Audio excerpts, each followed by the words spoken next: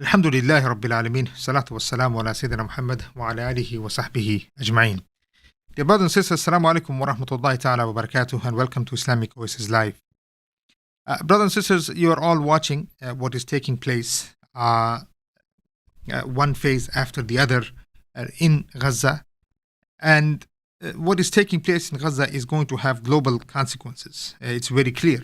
The effect it may have in the surrounding states, namely Jordan, Egypt, Lebanon, and even Turkey. And there may be consequences that are being planned now that the Muslims may realize later, as we have realized the consequences of British mandate or a Balfour Declaration today. We are feeling it till today. We are feeling it in our blood and our guts, and our children are feeling it across the Muslim world. And we are paying a price that was never probably even in the imaginations of the Muslims. To discuss the details of what is the plan, the stages of war, what are the powers that be, what are they planning, what will the day after in Gaza look like? And to discuss that, we have no other than Dr. Abu Talha al-Malkawi, live from Jordan. I will be discussing the stages of war, inshallah. Dr. Abu Talha, welcome to Islamic Oasis. Yes, thank you very much. Thanks again for having me on this program. We hope that we can contribute to the real solution of the problems rather than just talking about them. Yes, Jazakallah khair, Sheikh. And this is why we are having, well, to be honest, this show is making impact, it seems. Even, in ways we never thought imaginable. Obviously, there are people who have an eye on the ideas that are being presented here.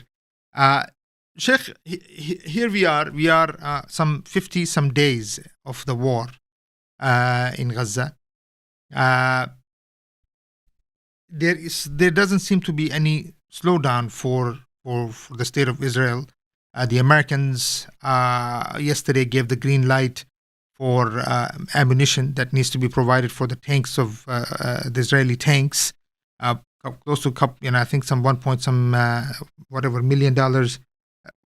At least they're saying this will be ammunition. Then obviously you've heard of the Security Council decision that was made to make sure that the war continues.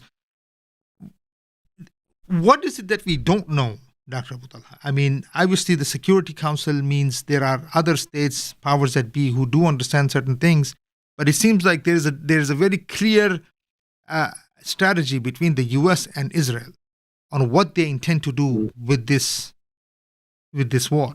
Yeah. Well, again, Assalamu alaikum, brothers, and all the brothers who are watching or will be watching us at any point of time. The issue is not what is being, what are the hidden plans. It's what are the plans that we don't read. That they are there, they are already public. And allow me to use the word the Israelis, although I personally do not admit or recognize the state of Israel as a legal state, but for the sake of the audience, that's what they know. So I will use this word, not without any connotation to it. The Israelis have not hidden their plans. Their plan is to have a completely Jewish state. And the Jewish state means a state that has only Jews. Israel does not have a constitution, and that's not because of their ignorance. In fact, it's because of their deep planning, because a constitution, usually one of the first articles is to define who is a citizen of the country. Israel does not have that, because they don't want to put on paper their definitions, because their real definition deep inside is that this is a state, a Jewish state, the Jews. If there are other people who are living there, they can live on temporary basis, they can be given visas, they can be naturalized for some, based on some conditions, with certain rights that as any other country in the world. but the Jewish characteristic of the state has been today spelled more than once by Netanyahu, of course, million times. Biden, when he was in Tel Aviv meeting with Netanyahu, he concluded his statement, was giving a statement, concluded that we are completely behind and we support a Jewish democratic state of Israel. Biden. Now, the other Biden's day, statement. when Biden, yes, this is the last statement of Biden. Anyone who would like to check when he was with Netanyahu making his talk, solidarity talk, if you will, with him, he concluded that with the support of America for a Jewish state in Israel.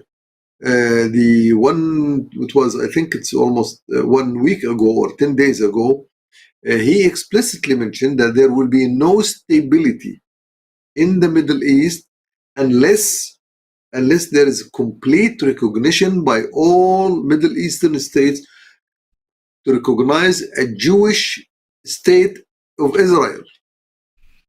Again, one more time. So this is not hidden anymore. Now, what does that mean? Now, the Israelis now, they have the objective and the power to make that, to make that happen. There is an eviction plan. This whole war that's happening in Gaza is about evicting people from Gaza into other places. Now, there is one more plan that just surfaced, which was published, I think, in New York Times, talking as the Israeli-American plan to disperse 2 million Palestinians from Gaza, where 1 million will be in Sinai in Egypt, 500,000 will go to Turkey, 250,000 will go to Iraq, and 250,000 go to Yemen. I mean, they have places already designated for the eviction. Now, some people could argue, oh, how could this happen, that you evict people from Gaza, then out of a sudden they are all over the world? Well, just remember the Syrian people. They were evicted, or they were forced to migrate from Syria to Turkey and to Jordan. These are the two, and Lebanon. But eventually, from them, they migrated, or they were facilitated to migrate to Canada. Almost half of the people who migrated to Jordan ended up in Canada. More than half of the people who migrated to Turkey, evicted Turkey, they are now in Europe or in Canada or in the US. Probably you have seen many of these refugees in your own Islamic oasis coming there. How did these people come there? They came because there was a plan. Somebody organized these should not remain in the vicinity of the Syrian borders, because they may make a big impact on the stability of Syria.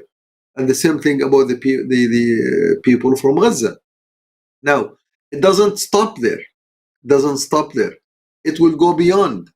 Already, the talk about the West Bank being evicted or force them to leave and they flee to Jordan, or even worse than that, there are talks and plans about the Palestinians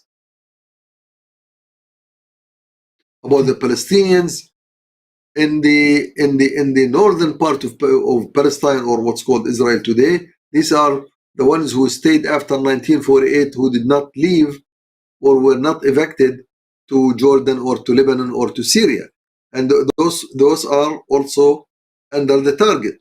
Now, the war today, coming back to the veto, why the United States refused to stop the war now, or to allow the Security Council resolution to pass, and they used their veto against it. They just wanted to give the Israelis one more chance. How long does it take you? Take a few more weeks until January, or in fact there was a statement until the beginning of next year. Now, beginning of next year, I saw a program on TV by Al Jazeera. The anchor was asking the person from some US official, telling them, look, the word beginning of year is very vague. Beginning of the year could mean January, February, March, April, until May. That's all beginning. And the other half after June, that's the end of the year. So the United States is giving this whole time, and of course supported with the weapons, with arms, with money, with finances, in order to accomplish what they want to accomplish. Now, can Talha, Israel accomplish that? Before you continue, because there is, I was just reading this thing because I wanted to present this to you. This is, I don't know if you saw the latest paper on Israeli conflict in the Foreign Affairs magazine. So the title is Israel's failed bombing campaign in Gaza. Collective punishment won't defeat Hamas. And then it says Israel. So this is a paper that was, December 6th, so just a few days ago. One of the things that it mentions here is that there was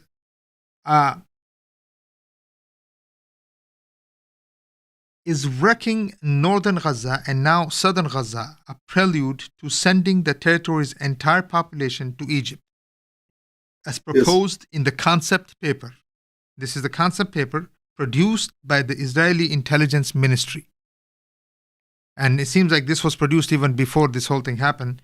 Whatever the ultimate goal, Israel's collective devastation of Gaza raises deep moral problems, but even just purely in strategic terms, Israel's approach is doomed to fail, and indeed it is already failing.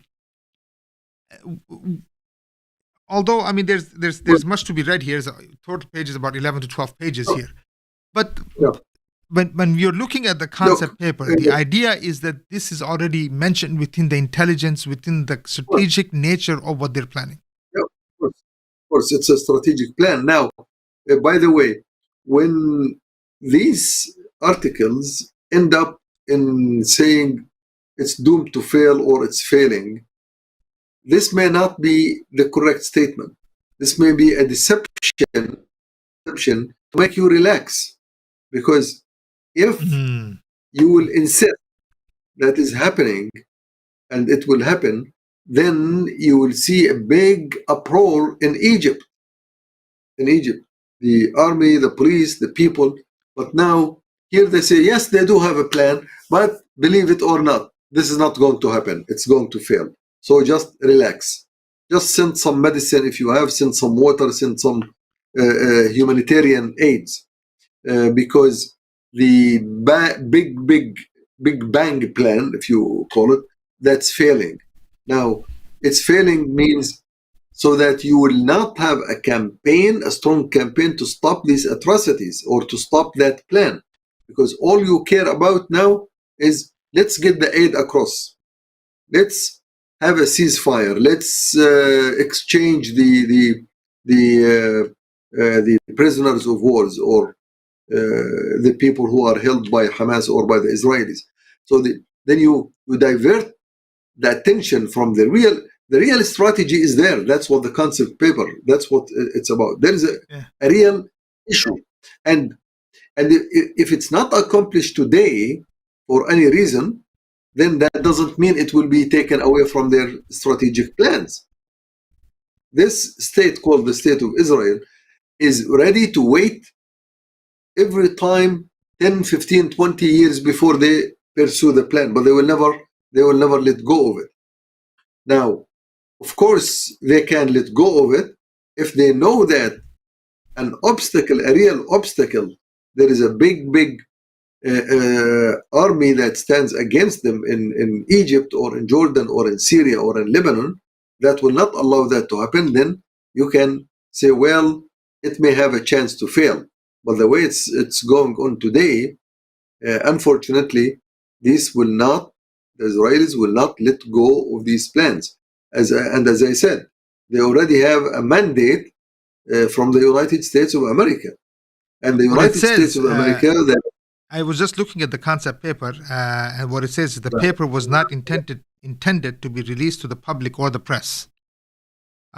Israeli Prime Minister Benjamin Netanyahu downplayed the report, calling it a hypothetical concept paper. The paper worsened the Israeli-Egyptian tensions. Now it says again, a leaked document fuels concern. Israeli plans to push Palestinians from Gaza into Egypt. And then there is Palestinian refugee problems. And Sheikh, I mean, so what does tension mean? Meaning, obviously, the Egyptian intelligence is also reading this paper, if you and I are reading this paper. Of course. And then usually these types of leaks are not, although it says not intended, is it intended? No, these are planned. These are planned, of course. And actually, when I talked to you a few minutes ago, I did not read this paper. I still have not seen it. But I have seen many other reports on this issue. Many other reports. And I've seen, I think I talked on this show a while ago, there was an article published in the Israeli journal or magazine or newspaper. I think it's Ma'arif, prominent one, on 7th of October 2022, talking about not evicting the Gaza, but even evicting the Palestinians, who hold the Israeli passports. And then he was arguing in that article, the Secretary General, who published that article in the prominent journal in Israel. He was arguing that people in the world may not accept this plan, and therefore Israel must create a condition and environment where this can happen before the world can stop them from evicting the Palestinians. And one of the scenarios, he said, Israelis have to create a war in which many casualties will happen to the Israeli army, which justify any act by the Israelis.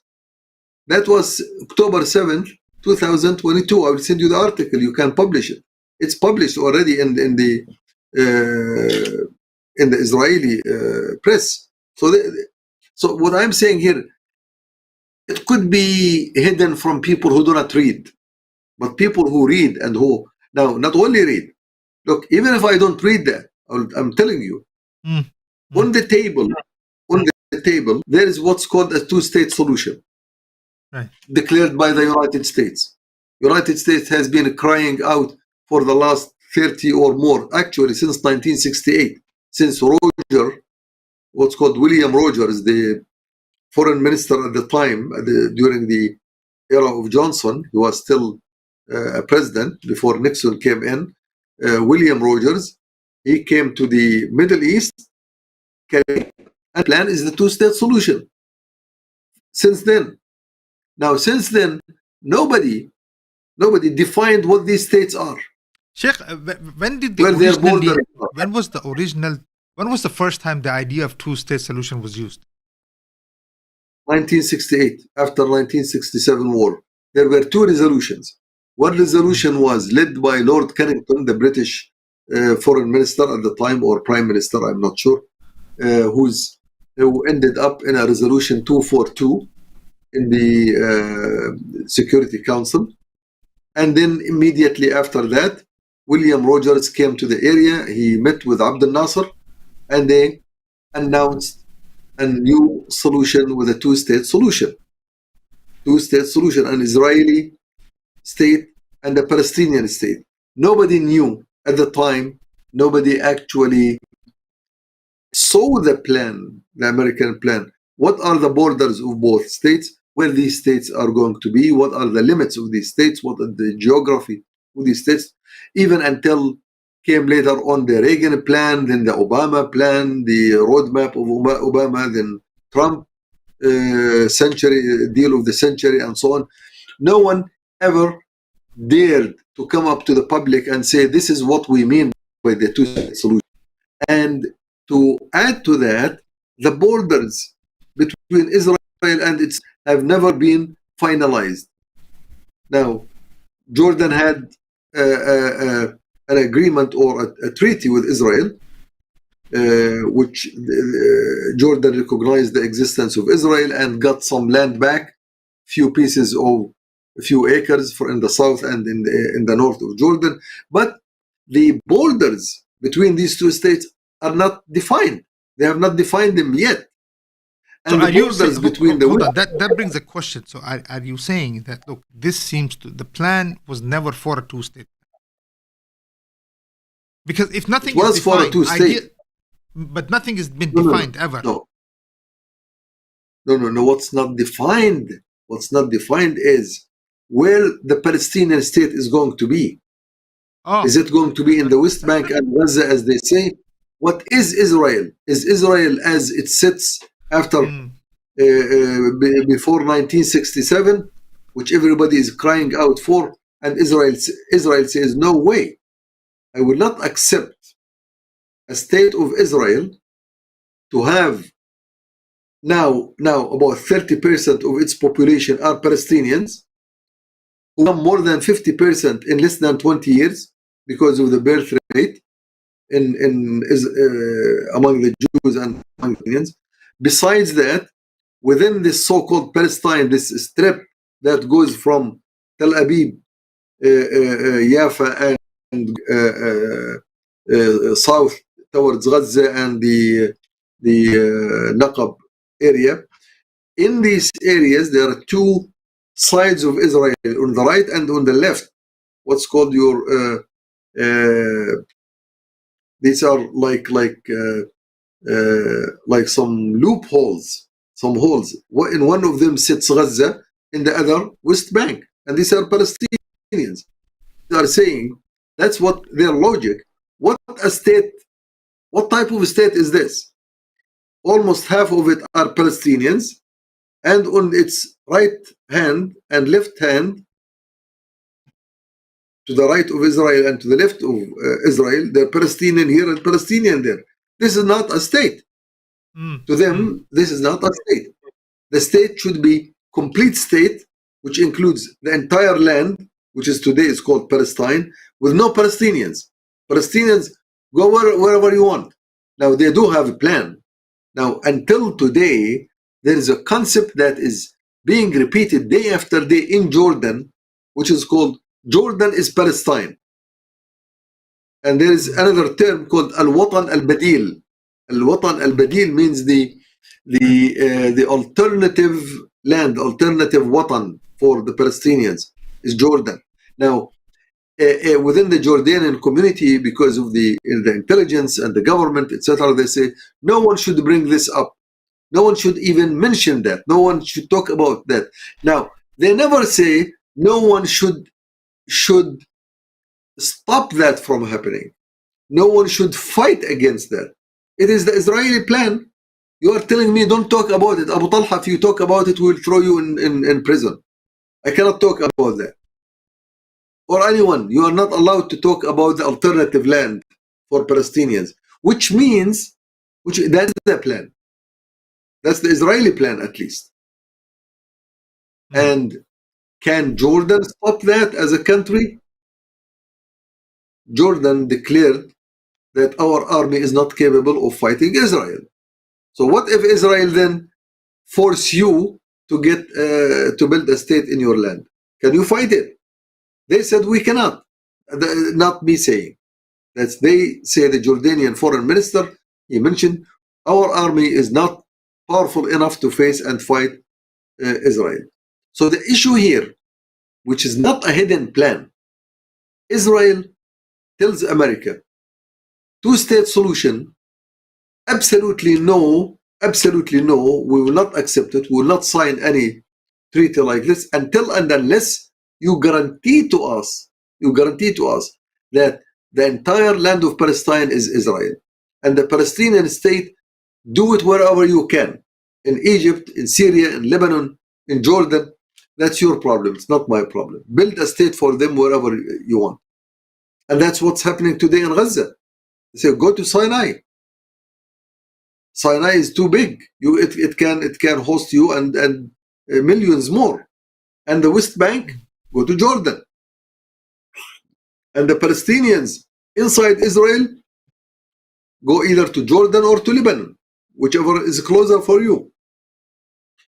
The end of the day, there are two issues on the table. America says, I need two-state solutions. And America doesn't care whether that the state of Israel is complete Palestine or half of it at the end of the day, or the Palestinian state is in Gaza or and West Bank or in Jordan and Egypt. America, for them, it's all the same. But Sheikh, is it viable? Is it viable for them to push people, let's say in Sinai? But I mean, infrastructure-wise, in actually, is it? Look, brother, I know where you're going. Already Sinai, Arish, already has more than 200,000 tents, which are sent by the United Nations or UNRWA, preparing for any type of people who will arrive. And these tents they came through different countries in the area, whether it's Jordan or Egypt or Lebanon, or it doesn't matter. But the news coming from there is that there are already tents. Now they justify that just in case people from Gaza, they flee, so at least they will have places to live. No, come on. Don't give me this joke. In case they flee, you are pushing them. Look, when you are putting the gun behind the back of someone, keep moving, or I will shoot you. He will keep moving. Right.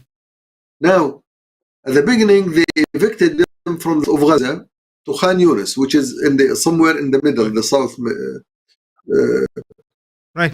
Mid-south. Few kilometers from Rafah, yeah. Now, the whole war is in Khan Yunis, right, and which was declared earlier a safe haven for the Palestinians to be there. It's no longer a safe haven. You have to go to Rafah, which means you are only meters, only 2 few kilometers, I think, meters away from once you are in Rafah, you are right on the border. Right. All it takes is to create a hole where you go through. It's not even. It doesn't have to be the main gate. They can create 10 gates there. There is about 10 kilometers wide between Rafah until the sea. They can push them from. Now look again at this is the American deception. Biden has always been saying we are against forceful eviction. Called التهجير القسري, forceful. Pay attention to the word forceful. What does forceful mean? Forceful means I take you, I put you in a truck and drive you, throw you outside the border. That's forceful. But if I keep killing your children and your people so that you have fear for your own existence and your life and you flee, that's not forceful. You made that decision. See that? Yeah, so I mean, read these words by diplomats. Big diplomats are liars by the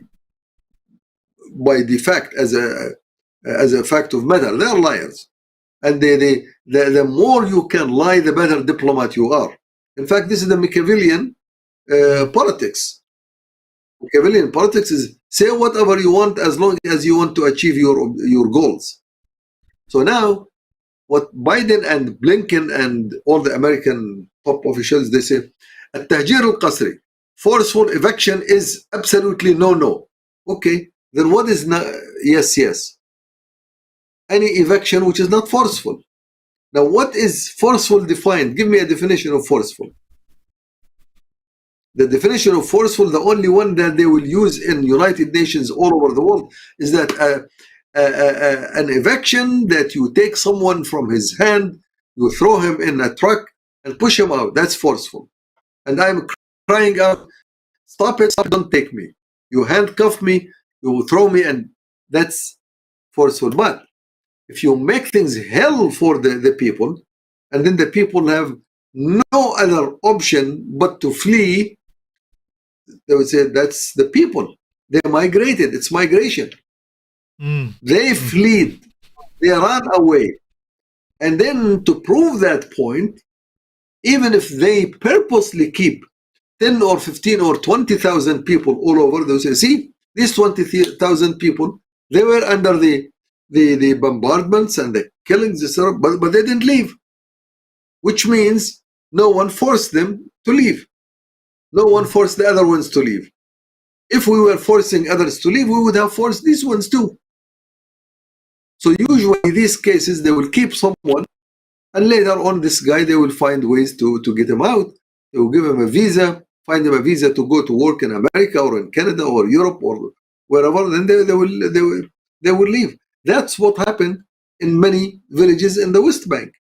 There are villages today that they do not have people who live. They have visitors who come and visit, because all of them are living either in Europe or in Canada or in America or in Latin America. They open the ways for them to get out, and their places have been confiscated by the settlers. Most of the settlements were done on lands for people where people used to live there, and they left, whether they left as refugees to the neighboring countries or left for with visas to some other places. So in short, brother, and for the people, today the Israeli plan is to get rid of all Palestinians, not half of them, not 1/3, all in Gaza and West Bank, in Israel itself. Get rid of them. Death, killing, destruction, by all means. Let them leave. What happens? Get them out. What happens to PA in all of this? For instance, I've heard that they have close to 70,000 security officers with Abu Mazen or Mahmoud Abbas. Sheikh, so these guys will be just told to leave, get out. PA lost its dignity, leave alone existence. Its own dignity, its own honor, when they sat in Oslo in isolation for a few months or a couple of years, until they accepted all the terms which were given to them by the Israelis and by the United States. And this was, part of it was written in the book by the CIA chief at the time of Clinton, William Bennett, where he said at some point the Palestinians, the PA, told William Bennett and Madeleine Albright at the time, look, let the Israelis put all the terms and conditions they want. We want to get over with this. Arafat will come and sign without even reading. Wow. If Israelis accept it, we will accept it. Now, the way he puts it, this is what he's saying. This is the chief intelligence of the what to be a Palestinian Authority, Rjoub, because he was trying to convince William Bennett that Israelis are not going to sign a treaty even if they put all the terms, but we accept all. So this has two double meanings. One of it to say that the Israelis will always go back on terms, and on the other meaning is we are willing to accept anything as long as we will get our Palestinian so-called authority and the so-called the security zone. This was in Camp David back in I think the last year of Clinton. It was 1992 probably. No. Yeah, Oslo, I think. Yeah, no, Camp David, that's right. Arafat was there and all this nonsense. Yeah. So it's in the book by William Tennant. I forgot the name of the book, but anybody can search William Tennant on the Palestinian issues on Camp David talks between Israelis and the Palestinians. We'll see that. So the PA lost it altogether.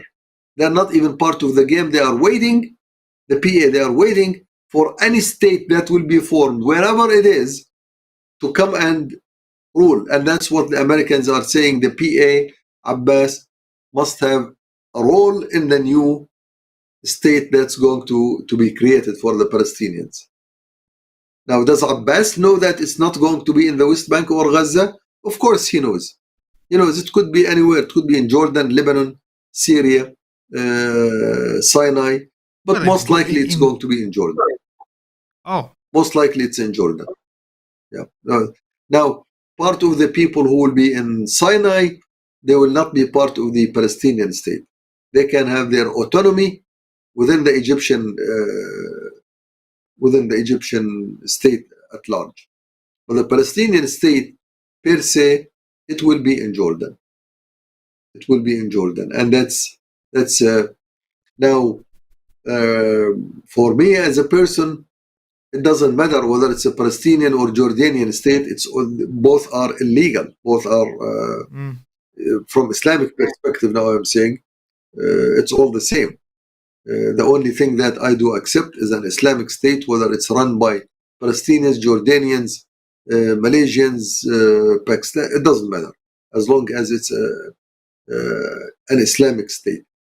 But to those who run these countries, it does matter because there is some very peculiar tribalist, nationalist things. But believe me, the Israelis know. They have calculated it all. They have calculated in Jordan, the majority of the population today in Jordan is a Palestinian population. Yeah. Now, the West Bank that has been given as a Palestinian authority, which is not part of Jordan, has never been ratified in the Constitution of Jordan. So the Constitution of Jordan continues to have West Bank and East Bank are one country. This is today. There were some voices in Jordan asking the government to take the step to ratify the treaty of the separating West Bank from Jordan and to put it in the constitution, so that the constitution now will say the Hashemite Kingdom of Jordan, which contains only the Jordan part from the river to the east of the river of Jordan. But this has not been ratified, which means Jordan and Palestine and West Bank, constitutional wise in Jordan, is one unit. Historical wise, it's one. So now, what the Israelis are saying, this is too big for Palestinians and Jordanians. The East Bank is enough for you, for all. You don't need the West Bank. So now let's say this continues, just because then I mean, from our conversations, you were saying that they may even make the Arabs who move to these areas actually pay reparations. I mean, is this reality? I mean, they've made it happen to other. Germany, I guess, the example you were giving. Yeah, if you talk about Israel and the Jews, there is nothing called a red line. It's all open. It's all open. And we know the greed they have. Once they have, look, these guys, they never forget something they think is their right. If they can get it. In the Second World War, it is already a fact known that the Zionist group, led by Menachem Begin, what was the first prime minister?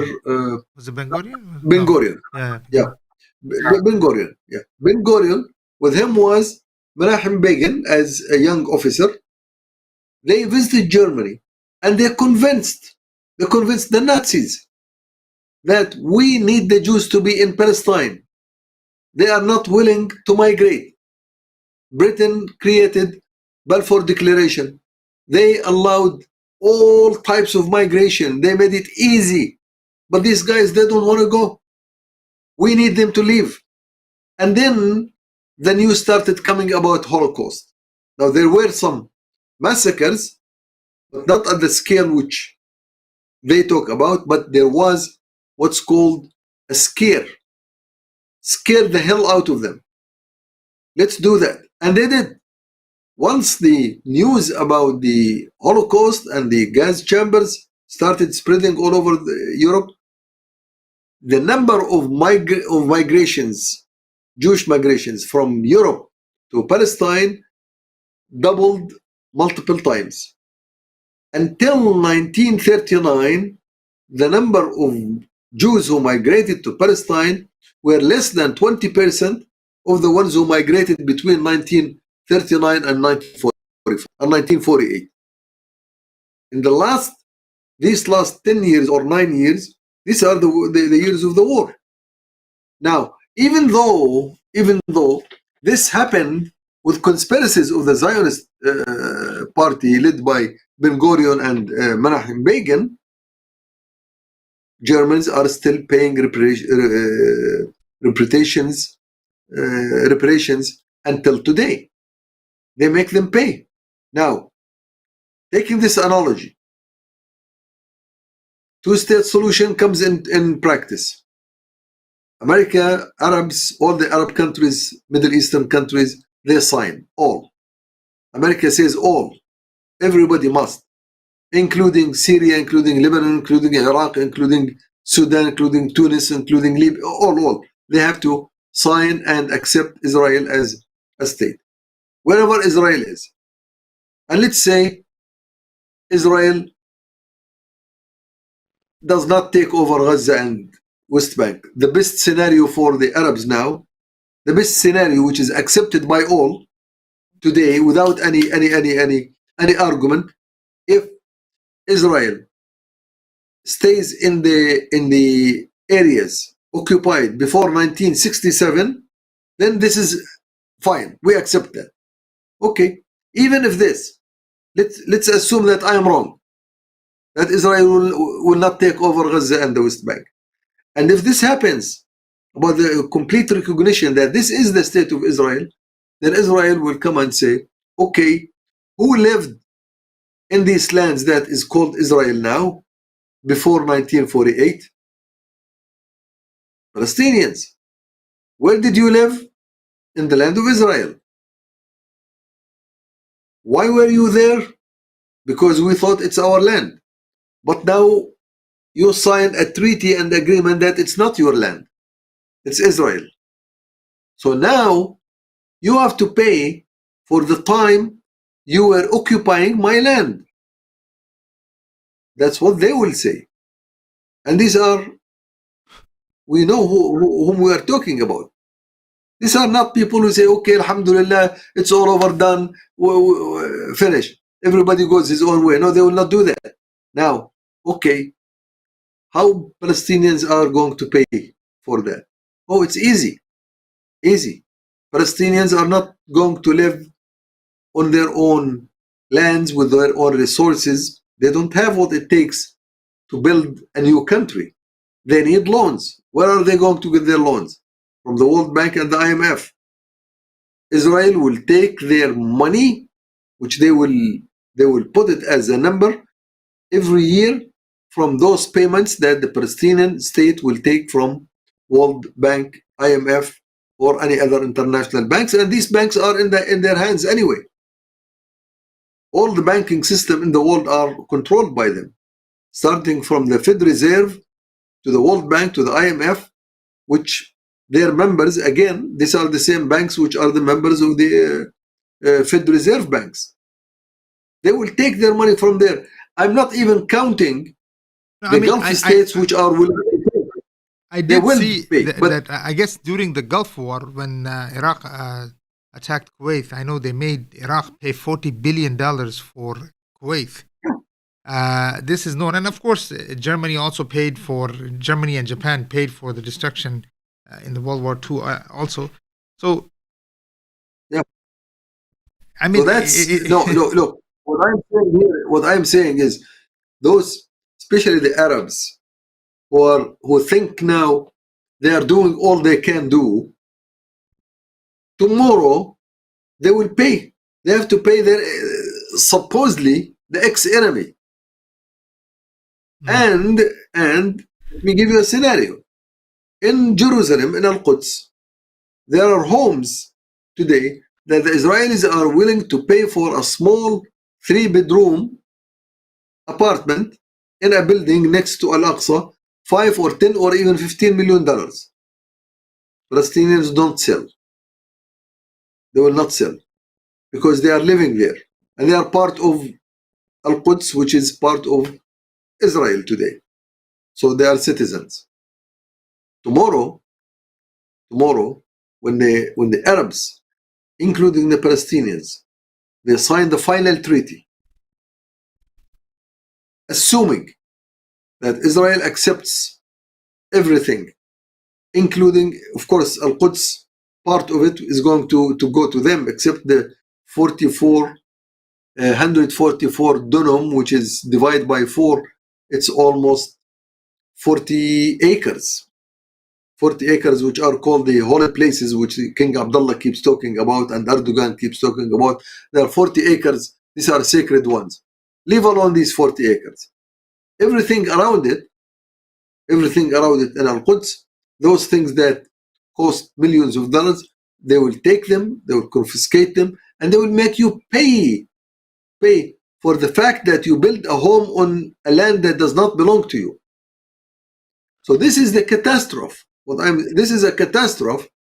What is happening today in front of our eyes, it's a very big catastrophe.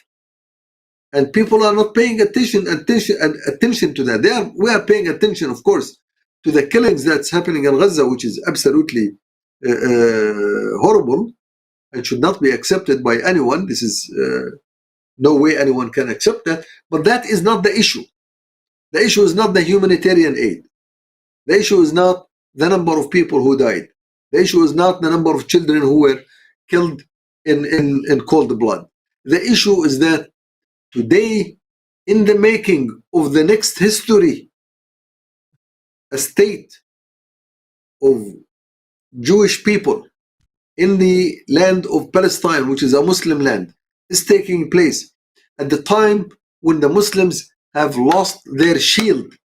The Muslim Ummah, including the Arabs and the Palestinians, they have no shield. You are fighting someone with bare chest. You are fighting with bare chest. You don't have a shield. You don't have a power behind you. And all the power that was supposed to be your power is against you, is even stopping you from doing whatever you have to do. Even if you are willing to fight bare-chested, you are not allowed to do that. That is the irony, and that's the catastrophe, and that's what's really the big pain is. That's why I'm saying is, look, I don't know what does it take for the Ummah to really throw out all of these garbage regimes and replace them with one that cares about them, that cares about the plight of the people, at least so you don't have to pay for a land for your own land that you are evicted from. This can't be worse than that.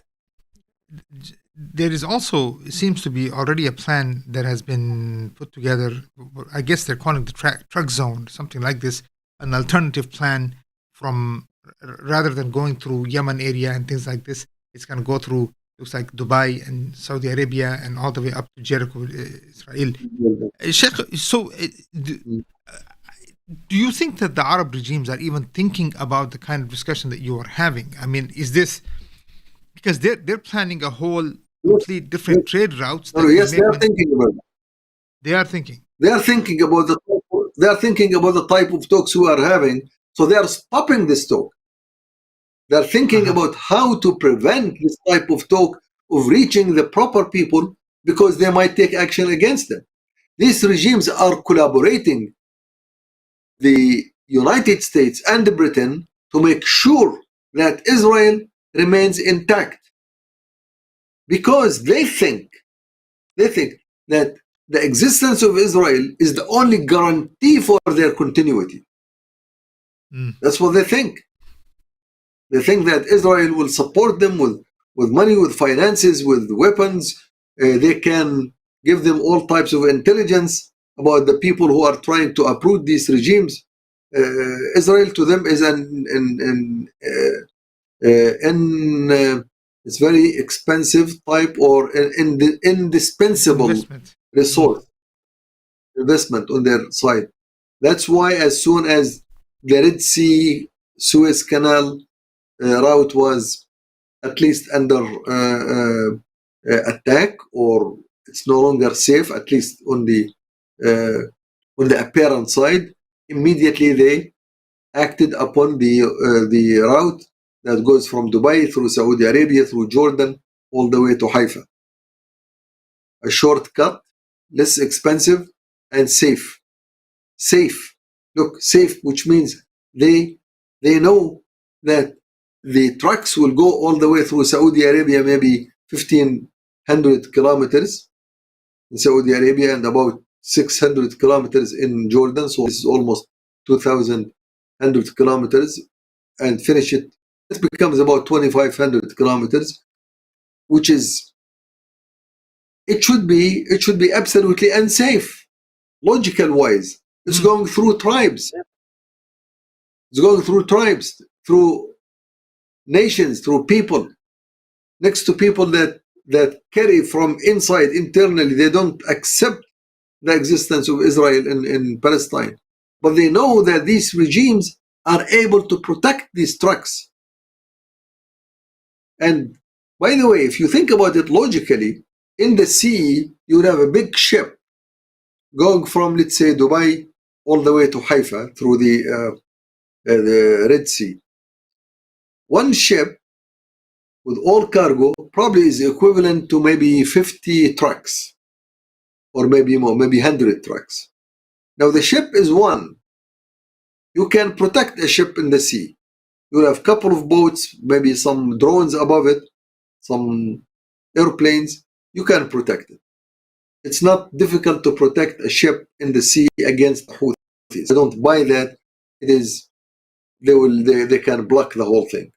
With the American fleet inside, they can protect almost anything.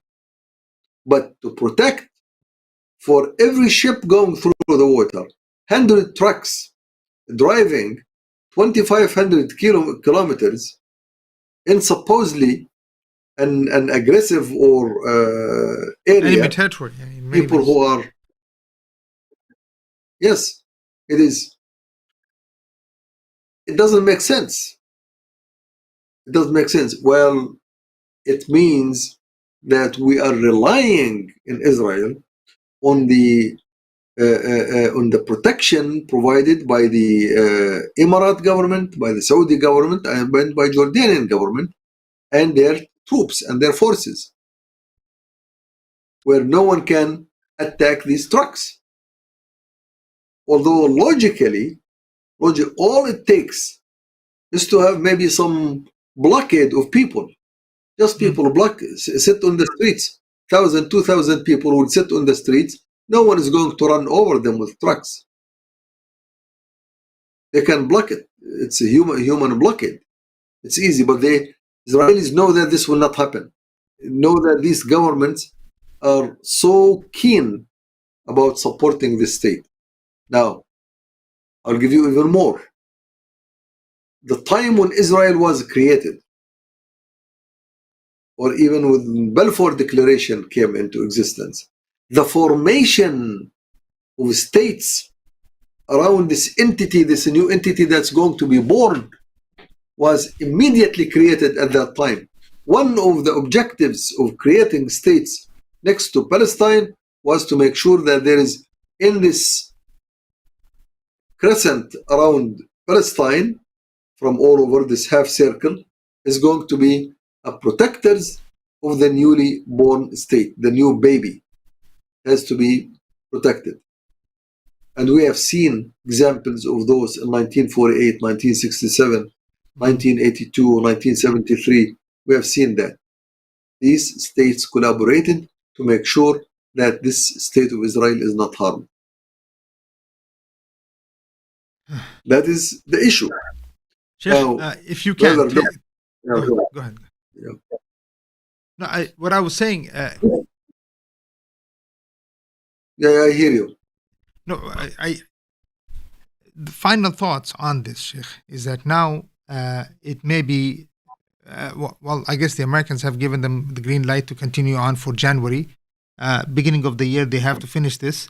So there's too many things at play here. It could be that the Israelis take complete control of Gaza, or at least the security of Gaza, which they already had anyway, but then they may just, that's one thing.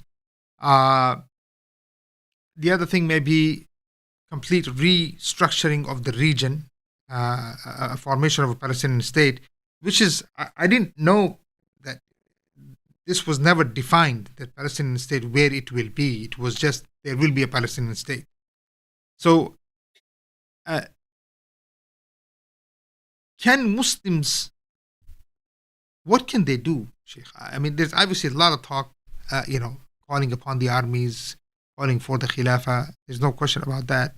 But immediately, what can they do? Well, immediate steps. If you were to propose, let's say 2 points. Immediate steps. 2 points. Muslim Ummah have to realize one thing. What does it take? What does it take to move the armies? What does it take to move the armies, and do it? It's not calling. Now, what does that mean? It means exactly what I was saying at the very beginning. There was a time when the Israelis, when they wanted to create a state in Palestine, they had to visit and talk to the Khalifa of the Muslims. They had to talk to Sultan Abdul Hamid, and they visited and they talked and they discussed and they made a proposal, and they gave a proposal of wiping out all the loans of the Ottoman state, because they know that this is not an issue of Palestinians, which can sign a treaty, or Jordanians or Arabs or Egyptians. There was one representative of the Ummah who can talk on behalf of the entire Ummah, which was Sultan Abdul Hamid. It's very simple. Very simple. Today, the Muslim Ummah does not have to call on the armies, please move. Armies will not move. Armies don't move like that. Armies, you need to change their commander-in-chief so they can give them the order to move. The commander-in-chief, we have 54 commanders-in-chief in the Muslim world who are not willing to make that order. So what the Muslim Ummah should do today, they should build a campaign, a very strong campaign, which consists of scholars, journalists, lawyers, students, professors, all walks of life, a campaign.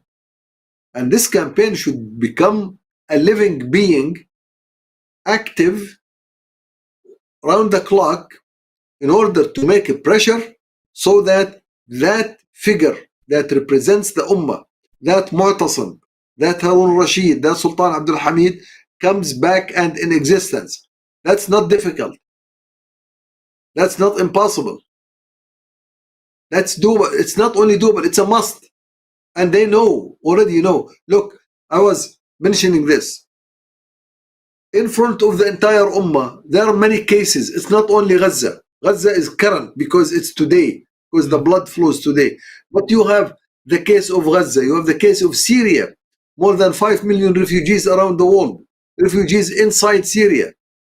You have Sudan is being torn apart. You have Libya, no stability. You have Yemen, torn apart. You have the Uyghur Muslims. They are in big camp, much bigger than Gaza.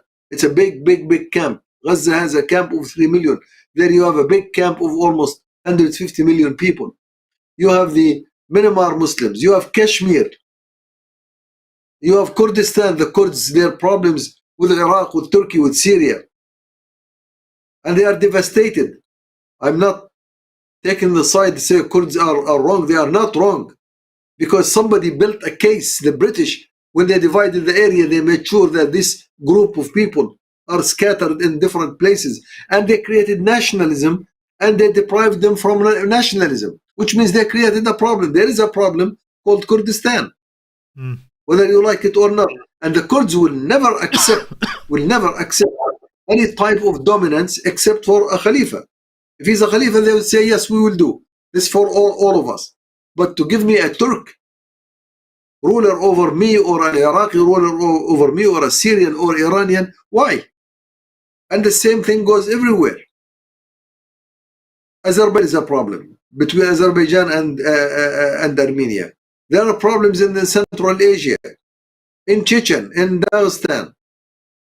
You name wherever you go. Now, all of these issues, I'm pretty sure if you come to people in Myanmar, you say we have refugees, people are in camps, they don't have something to live. They say, yeah, we are willing to give part of the donations that we get. Somebody is giving us a loaf of bread, we will break it in half. One for us and one for Gaza. Because they are Muslims, they do that. But they need that piece of bread as much as they need it in Gaza. It's all these cases, they cannot be addressed. Everyone by their own national group. Or by, let's say today Hamas is taking the lead in Gaza. May Allah Azza wa Jal bless them and support them and give them the power. But it doesn't make sense to have a Hamas in Myanmar, Hamas in Uyghur, Hamas in Pakistan, Hamas in Kashmir, Hamas here. That's not a solution. That's not a solution of wise people. The solution is get this ummah one more time, get it back on its feet as an ummah, get it back with one leader, with one protectorate, with one shield, with one imam. This is the look. Sometimes I want to even cry blood with this. It's so obvious. The Prophet ﷺ, everybody, when somebody says about the Prophet something bad, everybody up on his feet. Well, I don't need people to go and protect the Prophet. Allah Azza wa Jal protects him. I need the people to protect the words of the Prophet. What he said, Al-Imamu Junnah, the Imam. The Imam means the Khalifa. He's Junnah. He's a protector. يُقَاتَلُ مِنْ وَرَائِهِ. You fight from behind his back. He is your leader. وَيُتَّقَى بِهِ. You take him as a shield. This is his statement. You are the Ummah so angry because someone in Belgium or in Denmark, he made stupid words about the Prophet. But you are not taking the words of the Prophet seriously. The Prophet doesn't need you to come and demonstrate against the people in Belgium or Denmark or France or wherever. The Prophet ﷺ, قُلْ إِن كُنْتُمْ تُحِبُّونَ اللَّهَ فَاتَّبِعُونِي. Not protect me. If you really love Allah Azza wa Jal, then follow what I do. Follow me. And follow me. Look, all these problems that I mentioned, these problems, I cannot even count them here. With all Muslims, poverty alone, poverty, for the last 50 years, the largest portion, the largest number of poor people are in the Muslim world. According to UN statistics. It's not in Latin America. It's in Africa where Muslims are. It's in Asia where Muslims are. Asia, Indonesia, Malaysia, Pakistan, Bangladesh. It's not China, it's not Japan, it's not Korea, it's not Vietnam. There are poor people there because of stupid capitalism, but there are poor people in the Muslim world not only because of stupid capitalism, but because of wrong regimes, because of the imperialists put some people who suck the blood of the people. These are problems.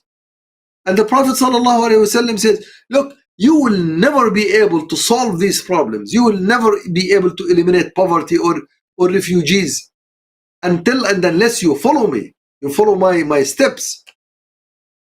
So what the Muslim Ummah today need to come back, and this is my duty and your duty, is to really build a campaign, a real campaign, a campaign to rally as many of the Ummah as possible, especially the ones who with influence.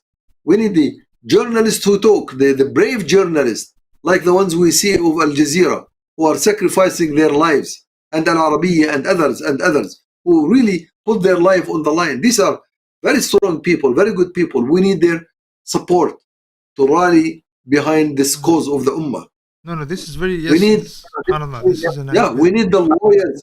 We need the lawyers who can build cases, the real cases, not fake cases that will enable you to talk and discuss and lobby and get your campaign. not to take the Jews to the court, to the criminal court. Criminal court is not going to rule against Israel, because criminal court was made for you and me, was not made for America and its allies. You need lawyers to come and build cases, real cases for us to fight for. You need journalists, you need scholars, you need scientists who can convince our ummah that we are not weak, that we can be technologically advanced. The moment you achieve your first objective, first line of defense, you get it. We guarantee as scientists, we will make you the most advanced technologically country in the world. You need them. You need students who can impact the people in their universities, and they can lobby the support for this new model of Muslim world. America wants the Muslim world, the model of America and the Muslim world is scattered regions, a region called Indo-Pakistani, a region called the Gulf, a region called Middle East, and a region called Africa. These regions, and they want to put on top of these regions agents of them who get fed and who feed them with gold, and they stuff them with gold and with money all the way through their big bellies. They have all of this money. That's what their model. Our model, which Islam calls for, is one ummah, one unit, from Indonesia all the way to Morocco, from Algeria all the way to Turkey. This one model. It's not multiple regions. One model that's absolutely independent. A model that has the resources in its hands. We are not building a model to make the world starve. We are building a model to make the people happy, to live with resources without having to steal them. Look, the French, the Germans, the Bulgarians, they went to Africa, they stole wealth, they stole gold, they stole. Muslims, whenever they went to countries, they brought to them technology, they brought science, they brought knowledge, they brought well-being. This is a model that did work. Everybody knows that. This is not something we are making it up. Let the people check the history. And we are part of that history. We are a continuation of it. This is, look, when I talk about this, I cannot understand how people, especially Muslims, don't hold tight on this type of model and say, let's do it. Come on, let's do it. Let's go for it. And I am willing to start a campaign. I'm willing to start a campaign and to talk to as many people as possible and to lobby people so that we have a concrete objective to do, so that this ummah comes one more time, one ummah, one strong ummah. At that time, you don't even need to fight for Palestine, because there will not be a Jewish state there. They will not even stand to be part or in the middle of this one unified strong ummah. They will not. Inshallah. You don't even have to fight them. Because of the time, we have to end it here. But I think this idea,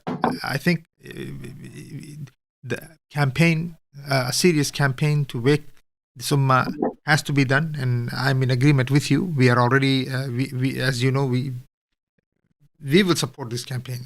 And we do need scholars and intellectuals like you, professors, people who know the deen, and I think this has to be done. I think we don't have choices anymore, Abu Talha.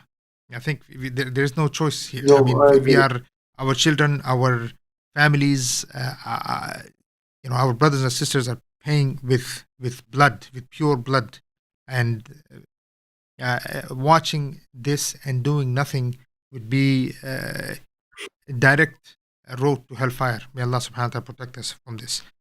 So, Sheikh, with this, inshallah, we'll end up this program. But I think the discussion regarding the campaign, I think we must have live, bring people in and put the idea in front of the masses and ask Allah subhanahu wa ta'ala to make it happen, inshallah. And put barakah in it, put tawfiq, inshallah. All right, Shaykh, then we'll see you next time. And for those who are watching, bi'iznillahi ta'ala, don't forget the conference tomorrow. Also, we have 2-day conference going on at Islamic Oasis live here It will not be online. We have scholars, 8 different scholars coming from different parts. We have Sheikh Usman from Mali, Mufti Nadim from India. We have Sheikh Qasim, originally from Pakistan. We have Ustad Mazen coming. We have from Canada. We have Abu Aisha coming from Canada. We have different people who are coming to speak on the topics that we were just discussing, and much more, bi'iznillahi ta'ala. Inshallah, see you guys tomorrow. Assalamu alaikum wa rahmatullahi ta'ala wa barakatuh. Oh, by the way, it begins at 1 o'clock after Salat al-Dhuhr, inshallah. Assalamu alaikum.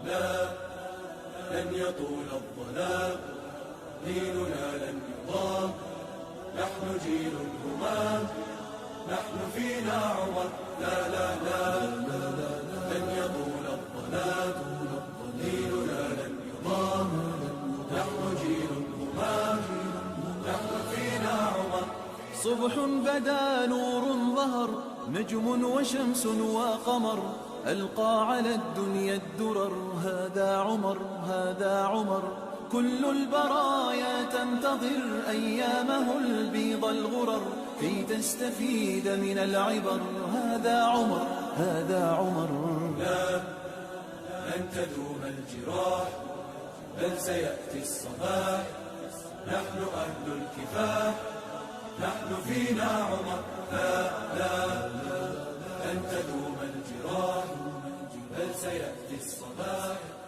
نحن أهل الكفاح نحن فينا